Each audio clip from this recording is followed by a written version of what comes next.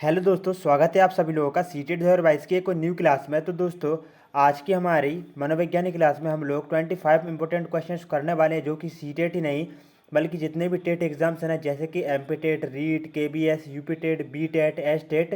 तो दोस्तों, इन सभी का पॉइंट ऑफ व्यू से काफ़ी ज़्यादा इंपॉर्टेंट है। और दोस्तों, जो भी हमारे चैनल पर पहली बार आए हैं, प्लीज़ चैनल को सब्सक्राइब कर लें और साथ ही में लाइक करें, बेल आइकन को प्रेस करके ऑल के बटन पर सेट कर लें। और दोस्तों, हमारे चैनल पर आपको सीटेट की बिल्कुल कंप्लीट तैयारी कराई जाती है टाइम टू टाइम। बिल्कुल आपको पूरे के पूरे जितने भी सब्जेक्ट्स हैं ना, उनकी क्लासें मिलती जाएंगी। इसलिए दोस्तों, चैनल को सब्सक्राइब जरूर से कर लो। साथ ही में दोस्तों, यदि आप लोगों ने पिछली क्लासेस को नहीं देखा है तो उसका लिंक आपको ऊपर आई बटन में मिल जाएगा, और साथ ही में डिस्क्रिप्शन में ही प्ले लिस्ट का लिंक आपको मिल जाएगा। और साथ ही में आपको यदि पीडीएफ चाहिए तो आप हमारे टेलीग्राम के चैनल से जुड़ सकते हैं, जिसका लिंक आपको डिस्क्रिप्शन में मिल जाएगा। तो दोस्तों, चलते हैं पहले क्वेश्चन की ओर। और दोस्तों, अंत में बताइएगा जरूर आपके 25 में से कितने सही हुए, ठीक है ना।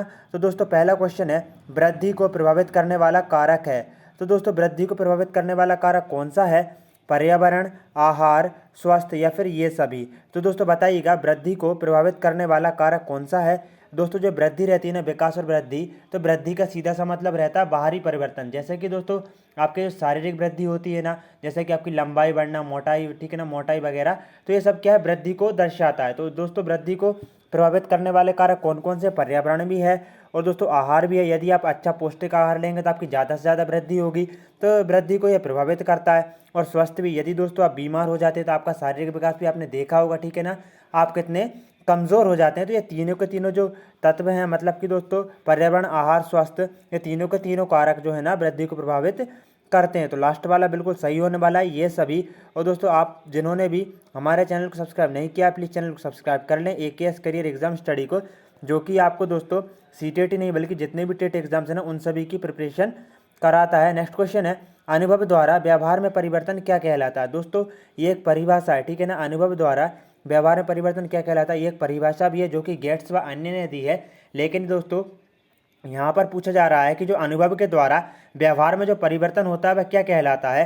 प्रेरणा, सीखना, चिंतन या फिर स्मृति? तो दोस्तों, राइट आंसर क्या हो जाएगा? इसका राइट आंसर हो जाएगा सीखना, ठीक है ना। अनुभव के द्वारा व्यवहार में जो परिवर्तन होता है ना, उसको सीखना कहा जाता है। दोस्तों, सीखने को अधिगम भी कहा जाता है, याद रखना। नेक्स्ट क्वेश्चन है, अक्सर लड़कियां गणित में कमज़ोर होती हैं, यह है। तो दोस्तों, यहाँ पर देखिएगा, एक वाक्य है, अक्सर लड़कियां गणित में कमज़ोर होती हैं, यह क्या है? सत्य धारणा है क्या? बिल्कुल नहीं दोस्तों, क्योंकि ऐसा नहीं है कि अक्सर जो लड़कियां रहती हैं वे गणित में कमज़ोर हों। लड़के भी गणित में कमज़ोर होते हैं, ठीक है ना। लड़कियां गणित में अच्छी भी होती हैं और कमज़ोर भी होती हैं, तो ये तो गलत धारणा है।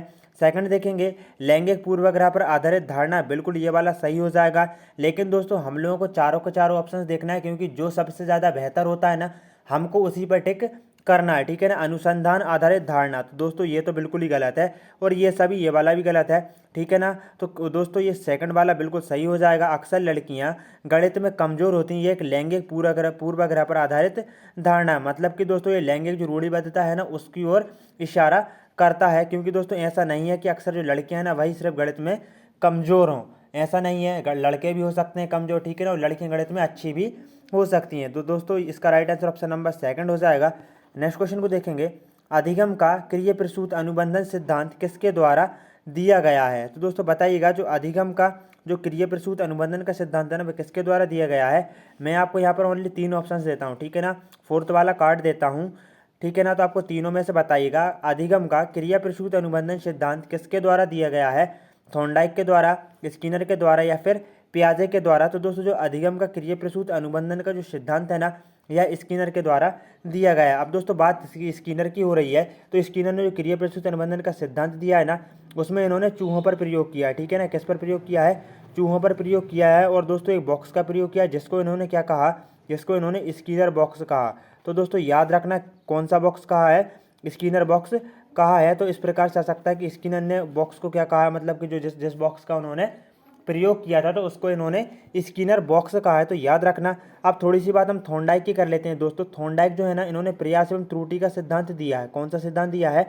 प्रयास एवं त्रुटि का सिद्धांत दिया है। और दोस्तों, इन्होंने जो है ना, बिल्ली पर प्रयोग किया है। किस पर प्रयोग किया है? बिल्ली पर प्रयोग किया है। और इनकी दोस्तों, इनको मतलब प्रथम शिक्षक मनोवैज्ञानिक व पशु मनोवैज्ञानिक भी कहा जाता है। एनिमल इंटेलिजेंस इनके द्वारा लिखित एक इंपॉर्टेंट बुक है, जो कि कई बार सीटेट के एग्जाम्स में पूछी जा चुकी है।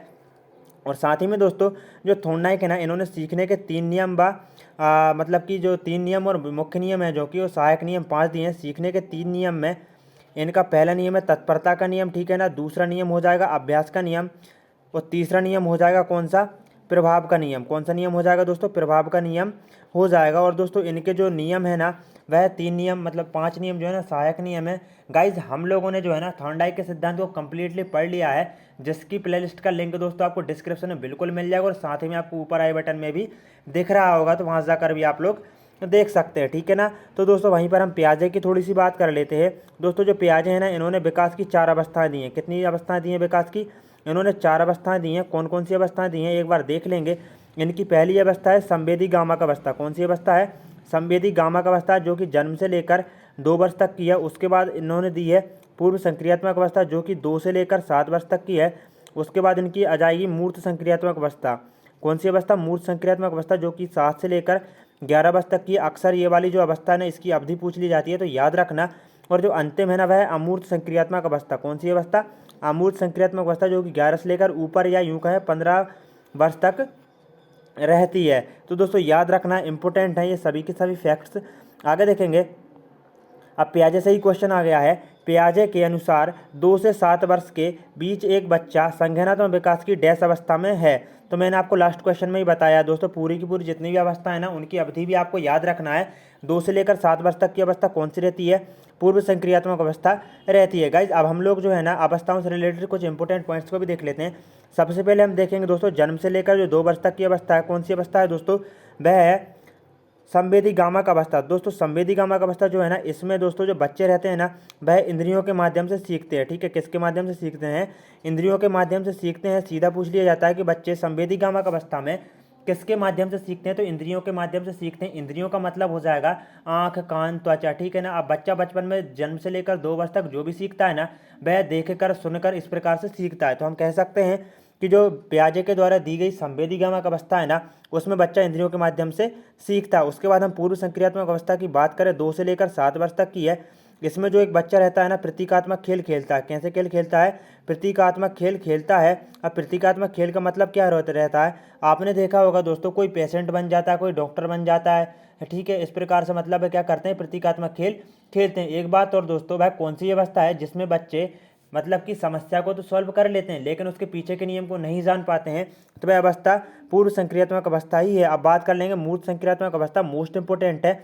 7 से लेकर 11 वर्ष तक की अवधि याद रखना, क्योंकि अवधि भी पूछ ली जाती है। तो दोस्तों जो मूर्त संक्रियात्मक अवस्था है, इसमें बच्चा जो समस्या रहती है ना, उसके पीछे के नियम को भी जानने लगता है। और साथ ही में दोस्तों यदि इस प्रकार से आए कि संग्रह, ठीक है, संरक्षण, इस प्रकार से पूछ लिया जाए कि ये किस अवस्था में करता है एक बच्चा, तो वह मूर्त संक्रियात्मक अवस्था में ही करता है। अमूर्त संक्रियात्मक अवस्था उच्चतम अवस्था है दोस्तों, यह समस्या समाधान और चिंतन वगैरह बच्चा और अमूर्त चिंतन करने लगता है। तो गाइज आप लोगों को अच्छे समझ में आ गया होगा, ठीक है ना, पूरी की पूरी अवस्थाएं। आगे देखेंगे, अधिगम में आकलन किस लिए आवश्यक होता है। दोस्तों जो अधिगम है ना, उसमें जो आकलन रहता है वह किस लिए आवश्यक रहता है, ग्रेडों एवं अंकों के लिए। तो बिल्कुल गलत बात है कि सिर्फ ग्रेडों और अंकों के लिए आकलन आवश्यक नहीं होता है। जांच परीक्षण के लिए भी क्या सिर्फ दोस्तों आप सिर्फ जांच परीक्षण के लिए ही एक बच्चे का आकलन करेंगे, तो ऐसा नहीं है, ठीक है ना, ये भी गलत बात है। प्रेरणा के लिए ये बिल्कुल सही हो जाएगा, और ये वाला भी गलत है, इनमें से कोई नहीं वाला। तो दोस्तों यहाँ पर ऑप्शन नंबर 3 बिल्कुल सही हो जाएगा। जो अधिगम रहता है उसमें आकलन इसलिए आवश्यक होता है ताकि बच्चों को प्रेरणा मिल सके, ठीक है ना। क्या मिल सके दोस्तों, प्रेरणा मिल सके। यदि आप बच्चे को मोटिवेट करते हैं ना, तो बच्चा ज़्यादा से ज़्यादा सीखने के लिए मोटिवेट होता है, और उसमें कॉन्फिडेंस भी काफ़ी ज़्यादा आ जाता है। और दोस्तों जो कॉन्फिडेंस है ना, द की ऑफ सक्सेस, ठीक है ना, कॉन्फिडेंस बच्चों में होना ही चाहिए, और साथ ही में मोटिवेशन भी होना चाहिए। आगे देखेंगे, अधिगम में डैश ने प्रभाव का नियम दिया है। तो गाइज हम लोगों ने पिछले क्वेश्चन में देखा ही है कि नियम किसने दिए हैं, मुख्य नियम 3 थॉर्नडाइक जी ने दिए हैं। जो 3 नियम है ना, वह थॉर्नडाइक जी ने दिए हैं। कौन कौन से हैं, एक तो प्रभाव का नियम है, दूसरा हो जाएगा तत्परता का नियम। कौन सा नियम, फिर से बता देता हूँ आपको, तत्परता का नियम। और एक और कौन सा है, अभ्यास का नियम, जिसमें अभ्यास करके जो ज्ञान रहता है ना, उसको स्मृति में संचित किया जाता है ज़्यादा दिनों के लिए। स्किनर ने चूहों पर प्रयोग किया, पावलव ने दोस्तों कुत्ते पर प्रयोग किया। पावलव से रिलेटेड कुछ इंपॉर्टेंट फैक्ट्स हैं, उनको याद रखना। पावलव जो है ना, इन्होंने शास्त्रीय निबंधन का सिद्धांत दिया कुत्ते पर प्रयोग करके, और दोस्तों इन्होंने कुत्ते की लार ग्रंथि पर प्रयोग किया था। और साथ ही में इनको एकमात्र ऐसे मनोवैज्ञानिक हैं जिनको सन 1904 में नोबेल पुरस्कार से सम्मानित किया गया था। पियाजे के बारे में हम लोग पढ़ ही चुके हैं। तो गाइज आप लोगों ने देखा होगा हम लोग जो है ना एक क्वेश्चन के माध्यम से कई क्वेश्चंस को कर रहे हैं बिल्कुल व्याख्या सहित। आगे देख लेंगे। व्यवहारवादी ने कहा है मुझे नवजात शिशु दे दो, मैं उसे डॉक्टर, वकील, चोर या जो चाहे बना सकता हूँ। तो दोस्तों वह कौन से व्यवहारवादी मनोवैज्ञानिक हैं जिन्होंने कहा है कि उनको एक बच्चा दे दो नवजात, वह उसको कुछ भी बना सकते हैं, डॉक्टर, वकील या चोर या जो चाहे वह बना सकते हैं? पावलव, स्किनर, वॉटसन या फिर पियाजे। तो दोस्तों देखिएगा पियाजे तो व्यवहारवादी है ही नहीं, तो ये तो गलत हो गया बिल्कुल। ठीक है ना। अब स्किनर, पावलव और वॉटसन में कंपटीशन है, तो बताइएगा इसका राइट आंसर क्या होगा। इसका राइट आंसर हो जाएगा वॉटसन। ठीक है ना। वॉटसन जी ने कहा है कि मुझे नवजात शिशु दे दो, मैं उसे डॉक्टर, वकील, चोर या जो चाहे वह बना सकता हूँ। और दोस्तों वॉटसन जी जो है ना इनको व्यवहारवाद का जनक भी कहा जाता है। क्या कहा जाता है इनको व्यवहारवाद का जनक भी कहा जाता है। और वहीं पर हम बात करें कि व्यवहारवाद जो शब्द है ना सर्वप्रथम किसने दिया था, तो कई बच्चे कहेंगे वॉटसन जी ने। तो गलत बात है, व्यवहारवाद के जनक जरूर वॉटसन जी हैं, लेकिन दोस्तों मैकडूगल ने व्यवहारवाद शब्द को सर्वप्रथम दिया था और उनकी एक बुक है आउटलाइन ऑफ साइकोलॉजी, उसमें दिया था, याद रखना। और मैकडूगल ने ही मतलब कि जो 14 मूल प्रवृत्ति है ना उनको बताया है। आगे देखेंगे। नेक्स्ट क्वेश्चन है निम्नलिखित में से कौन सा सृजनात्मकता से संबंधित है। तो दोस्तों यहाँ पर सृजनात्मकता का मतलब ये रहता है कि बच्चों को स्वतंत्रता देना सोचने के मतलब विचार करने के लिए। ठीक है। तो दोस्तों हम बच्चों को स्वतंत्रता देते हैं। जैसे कि मैंने आप लोगों से एक क्वेश्चन पूछा है कि भारत की विशेषताएं बताइए, तो आप कोई बच्चे कुछ बताएंगे, कोई कुछ बताएंगे, तो आप अपने अपने मतलब कि स्मृति के अनुसार, आप अपने सोच के अनुसार सोच पा रहे हैं और विशेषताएं बता रहे हैं, तो मतलब कि आपको जो है ना स्वतंत्रता दी जा रही है, तो ये सृजनात्मकता हो जाएगी। और यदि मैं आपसे पूछता हूँ कि भारत की राजधानी या ताजमहल कहाँ पर है, तो आप भारत की राजधानी दिल्ली बता देंगे और वहीं पर आप बता देंगे कि ताजमहल आगरा में है, तो यह मतलब क्या है कि ये स्वतंत्रता नहीं दे रहा सोचने का, एक निश्चित उत्तर पर जा रहा है, तो ये अभिसारी चिंतन होता है। तो दोस्तों यहाँ पर जो सृजनात्मकता है ना ये किससे संबंधित है, अपसारी चिंतन से संबंधित है। आगे देख लेंगे। समावेशी शिक्षा मानती है कि हमें डैश के अनुरूप बदलना है। तो दोस्तों देखिएगा जो समावेशी शिक्षा है ना इसको आप अच्छे से समझ लीजिए। तो समावेशी शिक्षा कहती है जो वंचित बच्चे हैं ना, जो वंचित बच्चे जो पिछड़ी मतलब पृष्ठभूमि से आते हैं, तो उनको दोस्तों सामान्य बच्चों के साथ शिक्षा देना ही क्या है, समावेशी शिक्षा है। तो दोस्तों समावेशी शिक्षा कहती है कि व्यवस्था को बच्चे के अनुसार बदलना चाहिए। आगे देख लेंगे। प्रतिभाशाली शिक्षार्थी डैश है। तो दोस्तों जो प्रतिभाशाली शिक्षार्थी रहते हैं वे क्या है, अभिसारी चिंतक, जिसमें दोस्तों बच्चों को सोचने विचारने की स्वतंत्रता नहीं दी जाती, एक निश्चित उत्तर पर पहुंचा जाता है। बहुत परिश्रमी, अपसारी चिंतक या फिर बहिर्मुखी। तो दोस्तों यहाँ पर बिल्कुल ये वाला बिल्कुल सही हो जाएगा। जो प्रतिभाशाली बच्चे रहते हैं वे अपसारी चिंतक रहते हैं, मतलब कि दोस्तों वह एक के कई उत्तर दे सकते हैं। तो इस प्रकार से प्रतिभाशाली जो बच्चे रहते हैं ना समस्या समाधान में भी काफ़ी ज़्यादा प्रबल होते हैं, तो वे प्रतिभाशाली शिक्षार्थी ने अपसारी चिंतक होते हैं। नेक्स्ट क्वेश्चन को देखेंगे।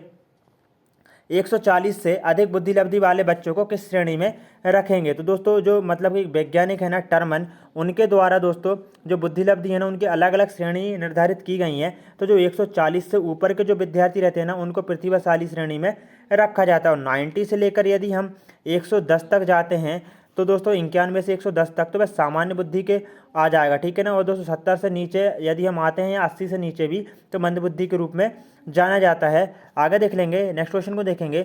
20वीं शताब्दी को बालक की शताब्दी कहा जाता है। दोस्तों ये वाली जो परिभाषा है ना कई बार, ना जाने कितनी बार, 4 से 5 बार सीटेट के जो पेपर है ना उसमें पूछी जा चुकी है, तो इसको आप अच्छे से याद रख लेना। 20वीं शताब्दी को बालक की शताब्दी कहा जाता है। यह परिभाषा क्रो एवं क्रो की है। तो दोस्तों किसकी है, क्रो एवं क्रो की है। अब बिने की थोड़ी सी बात कर लेते हैं यहाँ पर। बिने, तो दोस्तों जो बिने है ना इन्होंने बुद्धि का एक तत्व का सिद्धांत दिया है। कौन सा सिद्धांत दिया है, एक तत्व का सिद्धांत दिया है। मतलब कि इनके अनुसार जो बुद्धि है ना उस बार मतलब कि सिर्फ एक ही इकाई है, मतलब बुद्धि क्या है, एक इकाई है जिसमें दोस्तों पूरी की पूरी जो मतलब बुद्धि है ना वह समाहित है। लेकिन दोस्तों आने वाले समय में धीरे धीरे जैसे कि स्पीयरमैन आए, उन्होंने 2 तत्व 3 तत्व का सिद्धांत दिया, उसके बाद थोंडाई जी ने बहुतत्व का सिद्धांत दिया।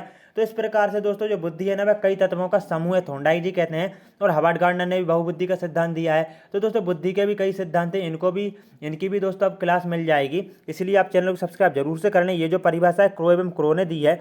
पियाजे के बारे में हम लोग जान ही चुके हैं। मुर्रे ने दोस्तों TAT मतलब कि थैमेटिक अपरसेप्शन जो टेस्ट है ना, व्यक्तित्व परीक्षण, उसको दिया है, याद रखना। आगे देख लेंगे।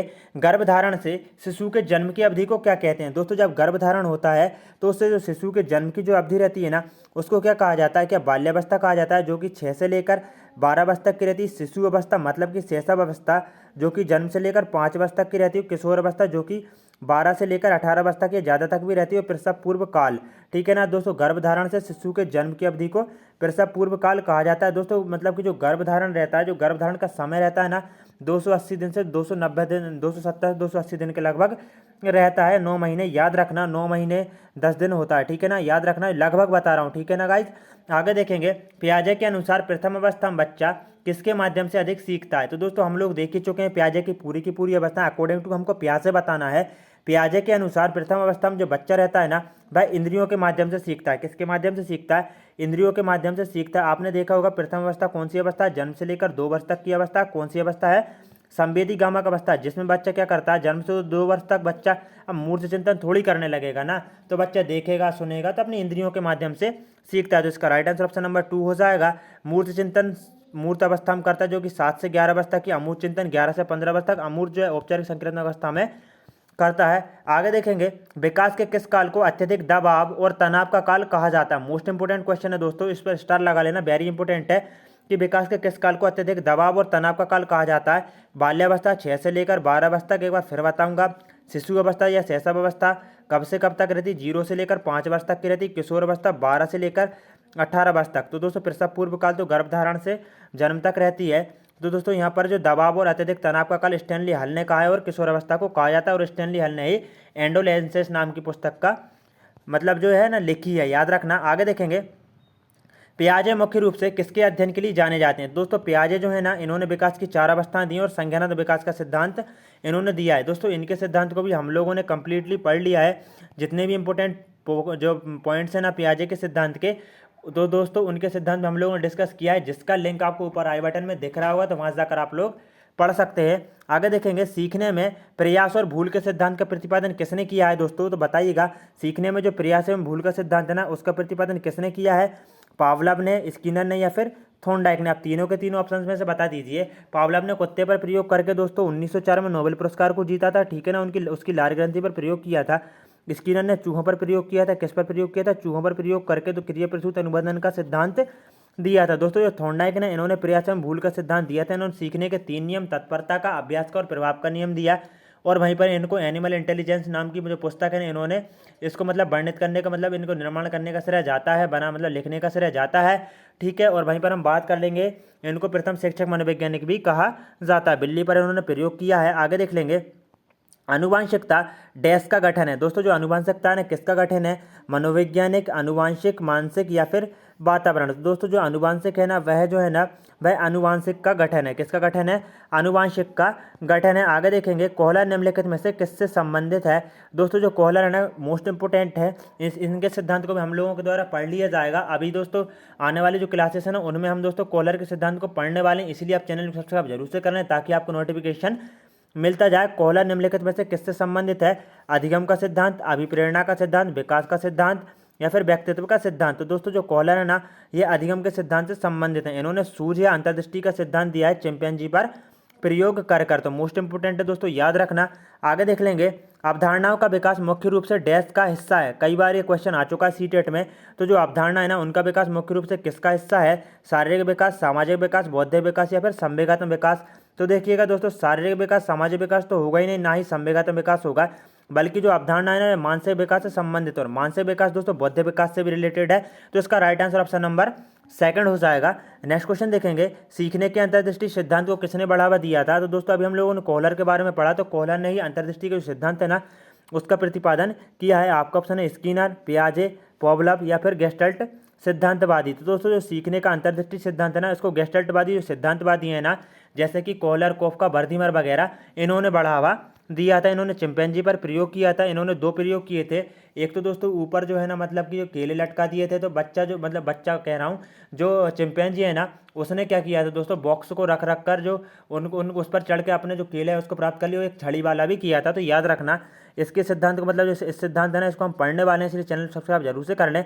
आगे देख लेंगे, अंतर्मुखी व्यक्तित्व एवं बहिर्मुखी व्यक्तित्व का वर्गीकरण किसने किया था? बच्चे में इसमें कन्फ्यूजन में रहते हैं। मन ने, युंग ने, आलपोर्ट ने या फिर फ्रायड ने। तो दोस्तों जो अंतर्मुखी और साथ ही बहिर्मुखी व्यक्तित्व है ना, इसका जो वर्गीकरण है ना वह किसने किया था, तो वह किया था युंग ने। किसने किया दोस्तों, युंग ने किया था। याद रखना अंतर्मुखी और बहिर्मुखी जो वर्गीकरण है उसका वर्गीकरण किसने, युंग ने किया था। अब दोस्तों हम लोग जो है ना फ्रायड से रिलेटेड जितने भी इंपॉर्टेंट क्वेश्चन है ना उनको डिस्कस कर लेते हैं। दोस्तों जो फ्रायड ने, इन्होंने कौन सा सिद्धांत दिया, तो मनोविश्लेषणवाद का सिद्धांत दिया। शॉर्ट में लिख देता हूँ, आप समझ जाना। यहाँ पर मनोविश्लेषणवाद का इन्होंने सिद्धांत दिया। इन्होंने मन के 3 भाग बताए, चेतन, अचेतन और अर्धचेतन, जिसकी तुलना इन्होंने एक बर्फ के टुकड़े से की है। किससे की है दोस्तों, बर्फ के टुकड़े से की है। इन्होंने व्यक्तित्व के भी 3 भेद बताए, कौन कौन से, ईड बताया है, ठीक है ना, और कौन सा बताया है, ईगो बताया है, और कौन कौन से बताया दोस्तों, एक और बताया सुपर ईगो। कौन सा बताया है, सुपर ईगो बताया है। तो याद रखना ये मोस्ट इंपोर्टेंट पॉइंट है फ्रायड के सिद्धांत से। नेक्स्ट क्वेश्चन है TAT। तो दोस्तों हम पहले क्वेश्चन में ही पढ़ चुके हैं, इसके जनक कौन है, तो आप बताइएगा जरूर। TAT जिसका फुल फॉर्म है थैमेटिक अपरसेप्शन टेस्ट, इसका विकास किसके द्वारा किया गया है, साइमंड के द्वारा, बेलक के द्वारा, पॉवलव के द्वारा या फिर मूरे के द्वारा। तो दोस्तों TAT का जो प्रतिपादन है ना व्यक्तित्व परीक्षण का एक मतलब कि परीक्षण है, इसका जो मतलब कि जनक है ना वह मुर्रे हैं, और मॉर्गन भी इसके जनक माने जाते हैं। तो याद रखना इसके जनक कौन है, मुर्रे हैं। और दोस्तों हरमन रोल्सन ने स्याही धब्बा परीक्षण किया था। तो याद रखना ये काफ़ी ज़्यादा इंपॉर्टेंट है गाइज। हम लोगों ने 24 क्वेश्चन कर लिया। अब एक क्वेश्चन मैं आपसे पूछ लेता हूँ, ठीक है ना, तो उसका आंसर आपको कमेंट बॉक्स में देना है। चलिए दोस्तों मैं ही बता देता हूँ, क्योंकि हम लोग कंप्लीटली 25 क्वेश्चन कर लेते हैं। तो गाइज देखिएगा, मैं आपसे क्वेश्चन पूछता हूँ। एक बच्चा जो है ना वह मतलब कि तत्पर है, ठीक है, सीखने के लिए तत्पर है। तो आप बताइएगा थॉर्नडाइक का कौन सा नियम बताता है कि एक बच्चा जो है ना वह सीखने के लिए मतलब कि तत्पर है। आपके ऑप्शन हो जाएंगे तत्परता का नियम, अभ्यास का नियम, और कौन सा हो जाएगा, प्रभाव का नियम, और एक हो जाएगा बहु अनुक्रिया का नियम। तो बताइएगा इसका राइट आंसर हो जाएगा तत्परता का नियम, क्योंकि एक बच्चा जो है ना सीखने के लिए तत्पर है। तो दोस्तों आपको क्लास कैसी लगी जरूर से बताएं। इस चैनल को सब्सक्राइब जरूर से कर लें, क्योंकि आपको यहाँ पर CTET ही नहीं बल्कि जितने भी टेट एग्जाम्स हैं ना उन सभी के लिए दोस्तों बिल्कुल कंप्लीट तैयारी कराई जाती है। दोस्तों जय हिंद, वंदे मातरम। मिलते हैं को नेक्स्ट क्लास में।